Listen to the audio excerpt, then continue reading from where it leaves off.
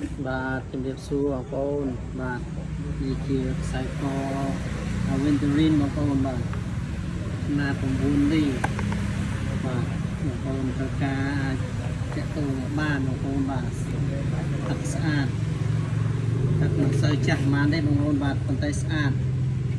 ទឹករៀងខ្ចីប៉ុន្តែស្អាតទឹកវា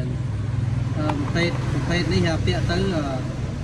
ប្រែពួរបងប្អូនបាទពាក់យូរទៅទឹកវាឡើងចាស់មកវិញបាទគឺខ្ញុំធ្លាប់ធ្វើឲ្យភ្ញៀវ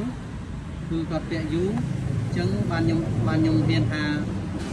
វាប្រែពួរទៅពីទឹកចាស់មកវិញគឺខ្ញុំធ្វើឲ្យភ្ញៀវគឺឃើញជាក់ស្ដែងអញ្ចឹងបានខ្ញុំហ៊ាននិយាយថាវាទឹកខ្ចីនិយាយមែនដល់ពេលប្រើយូរ1ឆ្នាំទៅ2ឆ្នាំវានឹងប្រែទឹកចាស់ជាងហ្នឹងគឺខ្ញុំធ្លាប់ធ្វើឲ្យភ្ញៀវគាត់ថតបង្ហាញខ្ញុំវិញដល់ពេលអញ្ចឹងខ្ញុំហ៊ាននិយាយថាទឹកប្រភេទនេះវាថ្មយើងធម្មជាតិវាប្រែពួរវាដូរតាម